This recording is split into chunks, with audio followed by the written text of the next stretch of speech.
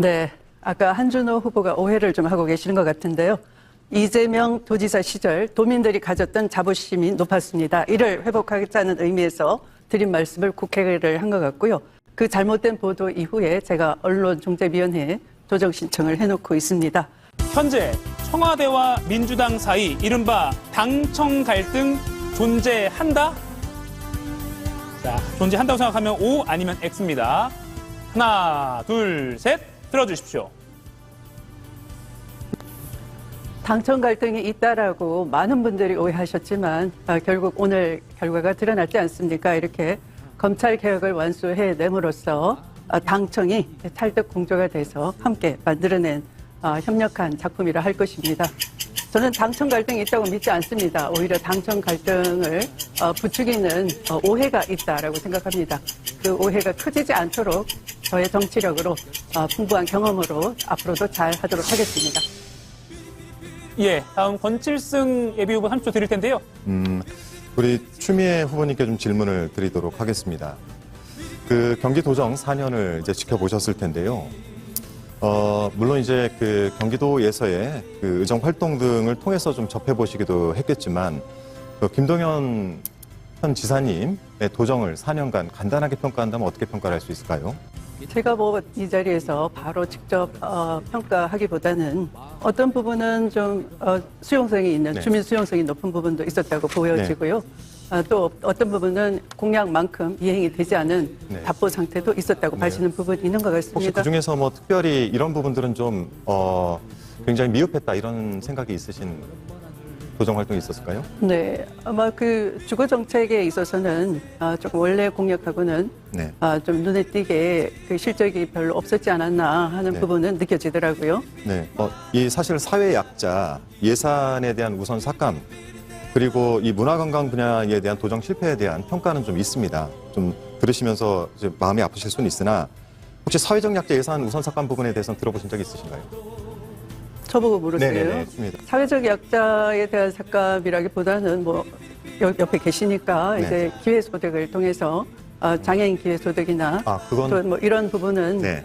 좀 평가를 해드릴 만하다고 네, 생각되고요. 사실은 26년도 경기도 본 예산을 보면은 뭐 직접 물어보시는 게 낫지 네. 않을까요? 네네. 노인 일자리나 노인 복지관 운영비나 노인 상담센터 이런 것들에 대한 예산들이 삭감이 됐고, 특히 이제 K 콘텐츠, K 문화를 이끄는 시대에 경기도에서 문화재단의 예산을 대량 삭감하는 이런 일들이 있었습니다. 혹시 들어보신 적은 있으신가요? 추미애 후보님께서? 네, 문화 쪽 예산은 삭감됐다는 얘기는 들었는데요. 네. 그거 이 부분에 대한 네. 평가는 어떠십니까? 좀 문화 종사자들은 굉장히 힘들어하고 있습니다. 네. 네, 지방자치단체 시군 단위에서도 대폭 삭감이 돼서 네. 많이 어려워하는 얘기를 듣고 있습니다. 네. 한준호 후보에게 질문하겠습니다. 네. 붙었다. 지금 방금 그 남북 격차에 대해서 네. 네, 지역별 이 전략이 필요하다 이렇게 말씀드렸는데요. 네. 우리 경기도는 남북 격차에 있어서 사실은 복지 격차도 굉장히 심각하죠. 맞습니다. 네. 네. 복지 인프라에 대해서 예를 들면 다 함께 돌봄센터, 또 지역 아동센터, 긴급 돌봄센터 이런 그 아동복지시설에서부터 경로당 복지관, 일자리 지원기관, 재가노인 복지시설 이런 노인 복지시설에 이르기까지 또 장애인 복지시설, 의료시설까지 지역 간 격차가 굉장히 큽니다. 같은 경기도민임에도 불구하고 사는 지역에 따라 누리는 복지가 달라요. 네. 그래서 이 이유가 어디에 있다고 생각하십니까? 경기도가 GRDP로 따지면은 전국 1위죠. 그런데 1위에서 31위까지 쭉 놓고 보면은 10배 차이가 납니다. 1억 천을 넘는 곳이 있고 1,000만 원대가 있습니다. 저희가 이제 예전 이재명 지사 시절에는 특별 회계를 만들어서 남부 측에 재원들을 북측으로 보내기도 했었고요. 또 아까 제가 한번 여쭤보기도 했지만 민선 8기 우리 김동연 지사님 때는 그러한 부분들의 예산조차도 다 삭감을 해버렸었거든요. 그런데 저희가 이제 특조나 이런 것들을 경기도에 줄 때도 31개 시군에 균형에 맞춰서 준다는 것은 동일하게 배분하는 것이 아니라 그 특징에 맞게 조금 더 배분할 수 있는 그런 좀 역량이 있어야 됩니다. 네네, 알겠습니다. 그런데 이 경기도에서는 저는 필요한 것은 최저 복지 기준을 마련해야 된다고 봅니다. 그건 기본입니다. 네네. 그러면 후보께서 동의하시니까. 네.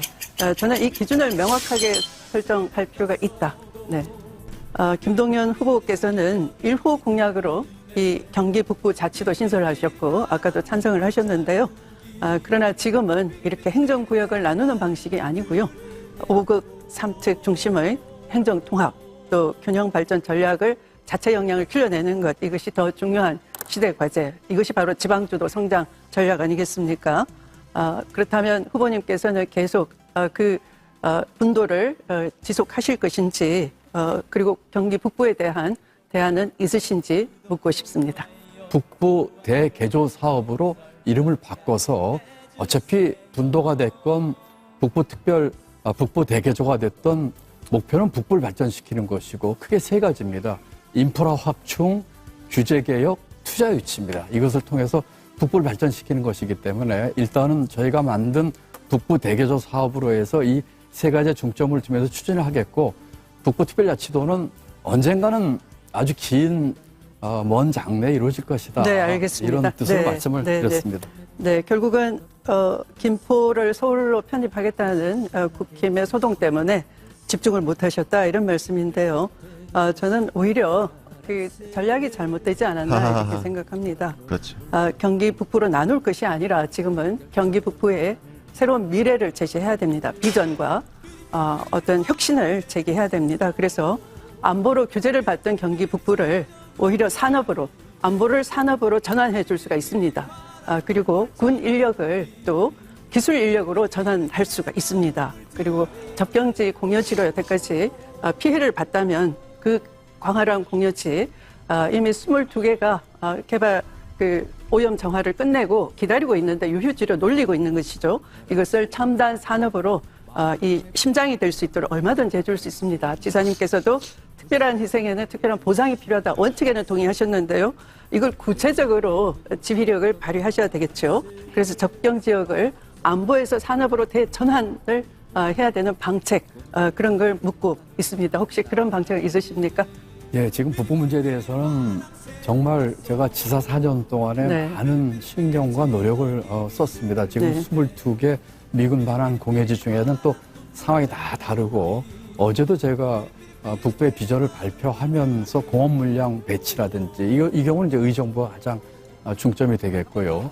또 접경 지역에 지금 예를 들면 이제 포천에 저희가 국방 벤처를 함께하는 센터를 지금 만들었고요. 이와 같은 식으로 해서 북부 대개발을 위한 각 권역별로 또 각 시군별로의 여러 가지 방책들을 만들고 추진하고 있습니다. 네, 그렇게 추진하기 위해서 가장 중요하고 시급한 것이 무엇이라고 생각하십니까? 네, 그것을 이제 한목에 좀 해결하고 싶어서 이제 네. 특별법으로 좀 해결하고 싶었는데 네. 그게 안 됐기 때문에 제일 첫 번째로는 규제 혁파입니다. 네. 지금 북부가 지금 중첩 규제로 너무나 고통을 받고 네, 있거든요. 네. 두 번째는 인프라 확충입니다. 네. 광역철도라든지 GTX 이런 문제가 있겠고요. 세 번째는 기업 유치를 통해서 아까 의원님 말씀하신 것처럼 방위 산업도 있을 수가 있고 드론 산업도 있을 수가 있고 또 전통 제조업도 있을 수가 있고 이런 것들을 한꺼번에 많이 그 공공기관 이전도 포함되는데 그것은 그렇습니다. 조금 저조하더라고요. 네. 공공기관 네, 이전은 또 제가 또 다른 후보에게 또 말씀하시죠. 질문을 예, 예. 해야 되기 때문에 네, 아까 한준호 후보가 오해를 좀 하고 계시는 것 같은데요. 이재명 도지사 시절 도민들이 가졌던 자부심이 높았습니다. 이를 회복하겠다는 의미에서 드린 말씀을 국회를 한 것 같고요. 그 잘못된 보도 이후에 제가 언론중재위원회에 조정 신청을 해놓고 있습니다. 이제 저는 더욱 분명한 기준으로 경기도를 이끌겠습니다. 원칙은 흔들림 없이, 정책은 실질적으로, 결과는 도민의 삶으로 증명하겠습니다. 존경하는 경기도민 여러분, 저는 약속을 결과로 증명해온 사람입니다. 법무부 장관으로서 권력 앞에 결코 물러서지 않았습니다. 그리고 마침내 국민과 함께 검찰개혁을 완수했습니다. 개혁 과제뿐만 아니라 지역 현안에서도 끝까지 책임졌습니다.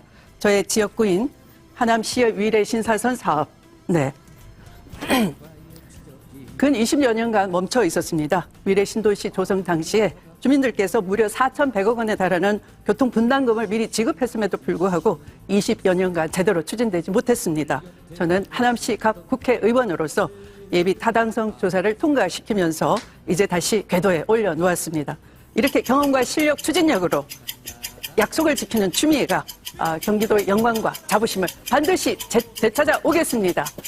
당당한 경기, 지금은 추미애입니다. 감사합니다. 비비비